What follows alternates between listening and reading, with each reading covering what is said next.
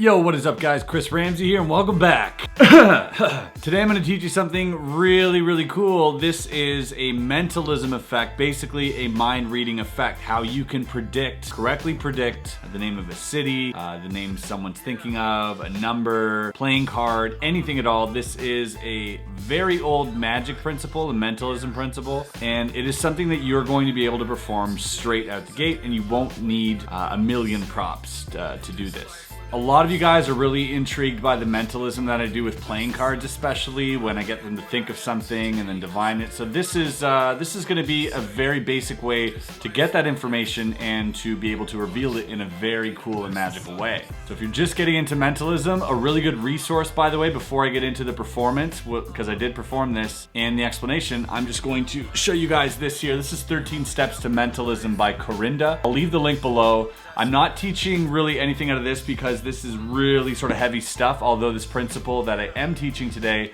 is found in Corinda. You'll be able to pick that up if you like and if you really want to take some mentalism more seriously, because a lot of, literally every mentalism principle that's ever existed is pretty much in here. So 13 Steps to Mentalism, the Bible, the Holy Grail for mentalism. But enough of that, let's get into the performance. I sat down here. I didn't have a spectator here at hand, so you know what? I reached out to a friend of mine on Skype. A friend of mine, Jeremy, who owns a hockey channel, a few hockey channels on YouTube. He'll talk a little bit about that, as you'll see. Again, I'm gonna stress this in the video, but nothing was set up. And when we get into the explanation, I'll show you basically how I got away with doing all this. So enjoy. All right, guys, so I call my buddy here, Jeremy, who also has a YouTube channel, who's a big YouTuber, and he teaches hockey. Jeremy, say hi. Hey Chris, how's it going? I'm good. You want to tell my viewers a little bit about your channel? Maybe they can go check it out if they're interested. Yeah, sure. So I basically teach people how to play hockey online. So that channel's How To Hockey. Did that for a few years and built a pretty good following. And I've taken a little break from that channel. I started the Hockey Movement, which is also teaching a bit of hockey, but also doing some fun stuff. We went to a cave recently and played hockey in a cave. I saw that. Did a road trip to California to try to find a pond to skate on in California. So I met Jeremy at the what was it, the Next Up YouTube thing when I went down to Toronto, and we were actually roommates down there. But just to be sure, we've not set anything up. There's nothing set up. I didn't preempt you. I just told you to get a deck of cards, right? Yeah, you said I need a deck of cards. Actually, I wanted to test one of my own magic tricks on you. Oh, really? You know, everyone dabbles, right? Everyone thinks sure. I'm all about it. So this one's pretty amazing when it works. Right, and you said that we're going to do some mind reading. Yep. The start of every magic trick, think of a card. Yeah. And on the count of 3, I want you to say your card out loud. Yeah. Right? And I'm going to pull up your card and show it to the camera. All right, here we go. So, 1, 2, 3. 3 spades. Ugh. No, that's it. It was a 2 of hearts. Close enough. It works 1 in every 52 times I try it. Right? Just by odds, right? So, I mean, when it does work, it works great. That would have been an amazing trick. All right, so let's try this out. First of all, I'm gonna pull the camera down here so the camera can see. This is for my viewers, so the camera can see what I'm doing here. That I'm not doing anything fishy. That everything that I'm going to be doing down here is in plain view. You're obviously not going to see what I'm going to be doing, but rest assured that if you watch the video, this will be in sync and this will be live. So this is a bit of a mentalism trick. First of all, can you just show me all the cards? That's fine. Can you just show me all the cards? Yeah, shuffle them? Yep, shuffle them if you want. And just show them to me, the faces of the cards. Oh, I'll show you this? Yeah. So spread them out completely. Just want to kind of spread. Okay. All right. Close them up. And leave them on a table. Do you have a table there? Yeah, I'll just put them on the laptop right here. Yep, perfect. And now what I want you to do is cut anywhere. Cut the deck anywhere. Yeah. All right. And take the bottom half. Yep. And put it on top, but laterally. So we know where you cut to. Yeah, exactly. Yep. And leave it on top. And we'll get back to that. We'll get back to that in a second. Okay. So first off, what I'm going to do is I'm going to write down a prediction. I won't even show this to the camera. I have 3 papers here. And I'm going to write down a prediction before we begin. Let's see here. All right. I think this is what you're going to go with. So I'll leave the first prediction right there in plain view. For the first time, I'm done writing my prediction.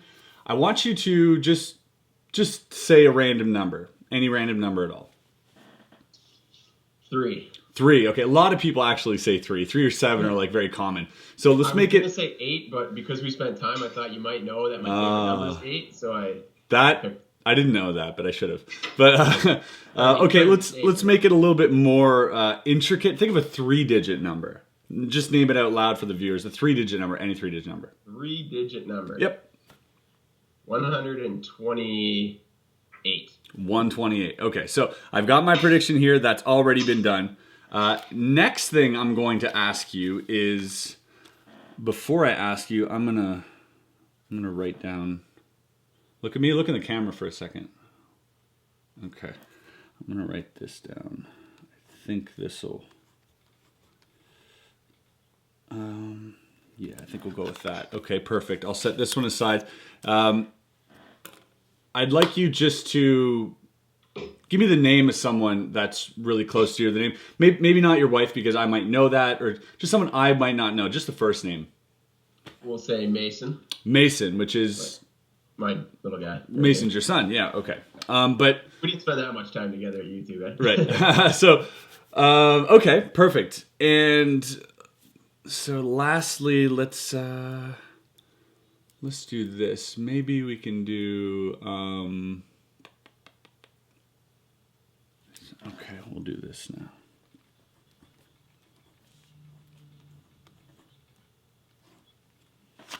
Okay.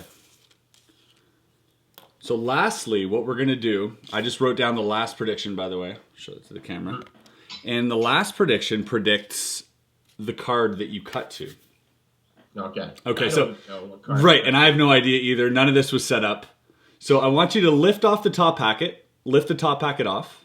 Yeah. And look at the first card that's there. No, not that one. So put that one aside. Oh, yeah. And the card you cut to, just lift off the top card of the bottom packet. And look at it? Look at it, and for the first time, don't show me. Yep. This was my prediction. Let's see the camera. See that. What was the card? What was it? Right, I have to show you now? Yep. King of Diamonds. That's pretty good, right? But hold on, wait. Because I had 2 other cards here. Yeah. I also had the word Mason. No way. Right? And I got one last card here. And what the number you said was what? 3. Well, yeah, but after that you said 128. Yeah, because I had that too. I crossed out 3 and then I had 128. And that's 1, 2, 3. And the camera can see that I only have 3 papers here, and those are the 3 papers that we started with. Wow. Well, that's impressive. I don't know how you do it, man. I don't. Honestly, you did this the whole time that we were roommates. You just kept busting out these crazy mind-blowing things. Well, if you stay tuned to the channel, you'll be able to find out how I did this one at least. You can impress your friends. All right, Jeremy, I'll let you go. Thanks so much. Mason's practicing his flourishing. Oh, look at that. Throw it at the camera, Mason. Throw it at the camera. 1, 2, 3. Hey! Alright guys, so for this tutorial you're going to need a deck of cards, a pen, and some pieces of paper. Now what I've used in this particular presentation was these little stock business cards. They're like little gift card things that I got off Amazon. I'll leave the link below if you're interested. They're pretty cheap. I think this was like $5. Sort of little business cards here. And these are perfect because they're opaque. You can't see through them. So if I write down on them, you can't, and they're very sturdy. So if you want to put them in your wallet for a peek or anything, these are perfect little billets. And that's what they're called in Mentalism, is billets. If you don't have these, you can use Post-it notes, you can use a piece of paper, or you can use blank cards, anything you like. I like using this. It just looks a little bit more professional for when I'm performing. This whole principle is basically called the one ahead principle, where you have a piece of information and you're one ahead of the spectator. I'll give you a quick rundown of how this works and then we'll go into detail. What I did was a little cheeky. I had him have a deck of cards over Skype and I had him show me all the cards to make sure it was a full deck. All I did was peek the top card. So I peeked that, in his case, was the King of Diamonds, this case the 10 of Spades. And so he shuffled and then I peeked that and I was like, perfect. And so he cut it and put the bottom half on top laterally like that, and we'll get back to it in a second. Now, what that is right now is called the crisscross force. And the way that the crisscross force works is I'm forcing a card. So in a couple minutes, I'll tell him to remove the top pack and peek at this card that he cut to, which is actually the top card of the pack. Very, very smart. The crisscross force is highly underused, but it's a very, very smart thing when put into a routine properly. I don't advise you just straight up do a crisscross force and reveal the card. The way this trick works is with time misdirection. So the brain forgets useless information after a few seconds. So even after a few minutes, he's not gonna remember that this was the top card. I just asked him to cut anywhere he liked and to complete the cut like this, and we'll get back to that in a second. And then when I came back to it, I said, do you remember you cut the cards? Remove the top half and show me the card you cut to. For this routine, you can use any force you want. You can even force a name or number or anything else. Any type of force would work. This is a very, very easy force to do, and obviously something you can do over Skype, which I found out today, which is pretty interesting. 10 of spades is there. We know that information already. That's the information that's gonna give us a 1 ahead. Now what you're gonna do is you're gonna take the first piece and you're gonna tell him, I'm gonna write a piece of information down and then see if I can get it right. All I'm going to write down here is, you guessed it, 10 of spades. But he doesn't know that. He thinks I'm writing a different thing down. So I'm gonna say, okay, I wrote this down. I'm gonna set it aside. This is my prediction for the first question. And I'm gonna say, just name a number. Now, usually they'll name like 3 or 7. And then once they do, you could say, you know what, make it a more random number, something I wouldn't be able to guess, maybe like a 3-digit number. In this case, they're gonna say something else. So Jeremy said 128. I said, perfect, all right, so I've got my prediction there. Next question, before I ask the question, I'm gonna write down my prediction. Now, because I'm 1 ahead, I'm gonna write down what he just said, which was 128. But here's a little bit of a cheeky reveal. Because I asked him to name any number and he named the number 3, I'm gonna write 3 down secretly and I'm gonna cross it out. And then I'm gonna write 128. So when I reveal it, I could say, what was the number you said? And he said 3. I said, no, but we chose another number. He said 128. And now we have 128, 3 crossed out, and now 128. I don't know if you guys can see that because I'm writing with a pen. I don't advise you use Sharpies for this routine because you can hear the sound of the pen much clearer, so they might be able to guess what you're writing down. So again here, let me just double check just to make sure you guys are seeing it on camera. That was asking him to think of a number. Here I'm going to ask him, after I'm done writing it, so I write 3, X 128. I put my prediction aside, but now I'm gonna ask him, okay, I've predicted something else. Can you give me the name of someone that's close to you that I wouldn't know? Maybe the initials or the first name or anything you like. And then at this point you could even say, think of just a word. What's a word that comes to mind? Because that's what you're gonna be writing on the next card. You're already 1 ahead here. In this case, he said Mason, right? Which is his son's name. So I say, perfect, all right, that's my second prediction. And for the last prediction, I'm gonna write down the card that you cut to. And so I'm pretending to write down the name of a card, and all I'm doing now, obviously, is writing the word, or the name, Mason. Okay, but I do that secretly, and I turn that around, and then I put all of these cards together because we don't want him remembering the order of these cards. Now, in this particular routine, I revealed the playing card first. That was a bit of a mistake, I'll be honest. I usually keep the force for last because it's very, very clean, but it didn't really change much. As you saw, the reaction was great. I started revealing the force. Usually you would start with the first thing you predicted, which was the number. I kept that for last in this case. So in this case I said, all right, so first we're gonna reveal my prediction of your playing card, which was, if you want to have a look at it, so he removed this, he removed the top card, 10 of spades, matches my prediction perfectly.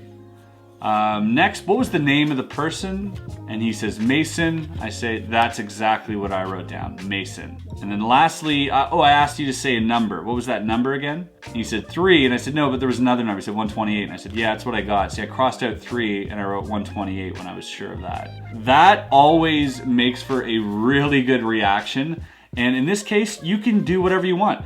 If you like, this doesn't have to be crossed. I love adding the crossed out thing because it makes it more real. But you can say, all right, well, listen, think of a city, and they name a city, and you can say, you know what, think of a different city. That's something everybody names. And then again, you write that city down, you cross it out, and you write the other one. All you need is a force or a piece of information that you have that they don't know. And once you have that, so in this case, Queen of Clubs, you ask them to cut, and to complete the cut, we'll get back to that. Now, this whole routine is dependent on time misdirection. We're only gonna get back to that at the end. So he's completely forgotten about why he did this, what he did. He's gonna follow instructions when you say, what did you cut to? The Queen of Clubs. So that works perfectly in this routine. So to start off, once again, you're gonna write down a prediction. All you're writing down is, in this case, the Queen of Clubs. You're gonna write Queen of Clubs, but you're gonna say, give me a number, random number. 3, more random, 128, perfect. Next question. On this card, I'm writing 3, 128, and I'm saying, boom, boom, boom, put that aside. All right, and somebody you're close to. Mason, perfect, all right. Last question, last thing we're gonna do is write down the prediction of the playing card. I'm writing Mason. Put that down, mix them all up, get those together, and now you're able to reveal all 3 pieces of information. So use this wisely. This is a very, very old principle in Magic to get one ahead. There are many variations of the one ahead or one behind principle. This probably for me is the easiest, most organic. If you can force anything at all, even if it's, you know, some people like to force a word. So you say, think of a vegetable. And most people will think of a carrot. So you can just try, be ballsy, and write down carrot. That way you're eliminating the deck of cards and you're completely doing some propless impromptu mentalism. Well, propless, all you need is a paper and pen. And you can reveal it that way. Or have him think of a color, which is red, or a shape, which is usually a triangle or a circle. So you can be ballsy with that, and those things are found in Psychological Subtleties by Banachek. So hope you enjoyed that. All right, guys, so that was the tutorial for this little mind reading effect. I hope you enjoyed it, and I hope you use this principle in different sort of ways. There are many things you can do to, many types of information that you can have revealed, whether it's a birth date, a star sign, and if you, as I mentioned, if you have a piece of information, like in this tutorial, we forced a card on them. So if you can force, or if you have some insider information, let's say you know their birthday, you don't know who they are, but you found their birthday somehow, then that could also be part of the prediction, so you won't have to use a deck of cards. I used a deck of cards because it was fooling in this sort of scenario where he was on Skype, which was really interesting. I felt like trying that out. Or force any type of information. So anything you can force is also good for this, and the rest of the information can be freely named and thought of. So again, if you want to pick up 13 Steps to Mentalism, the link is below. And I want to say thank you to everybody watching these videos and learning magic as I'm teaching them. This is really fun for me to do. And that's it. I'll drop a few videos this week, and then I'm off to Italy, and I can't wait for that. So stay tuned. Stay tuned to next Monday's tutorial, which will be a good one. We're going to do a color change, a really cool color change that you guys can learn. I would really appreciate it if you give this video some love, like, comment, sub, share, all that stuff, and I'll see you guys on the next video. Thanks for tuning in, and we'll see you next time. Peace.